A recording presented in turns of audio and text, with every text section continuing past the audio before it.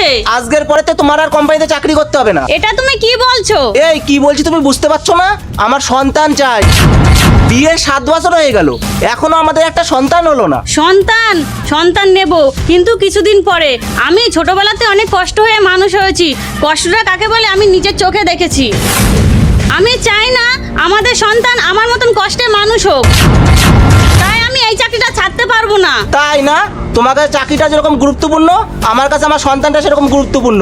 আমার সন্তান লাগবে, সন্তান। আমি চাকরিটা ছাড়তে পারবো না। এই খোকা, ঝামেলা অশান্তি করে সিদ্ধান্ত আসা যায় না, এটার অশান্তিটা বাড়ে। ও মা, তাহলে আমি আসলাম। এই দাঁড়াও, বাড়িতে যদি এক পা পেলে আমার তো খারাপ কেউ হবে না। তুমি ভুল করলে কবিতা, এর জন্য তোমাকে পস্তাতে হবে। এই খোকা, এত মাথা গরম করলে কি সংসার টেকে? একটা সংসার কিভাবে বজায় রাখতে হয় সেটাও তুই জানিস না। কি করবো আমি? যে বউ একটা স্বামীর কথা শোনে না, আসুক বাড়ি আজকে।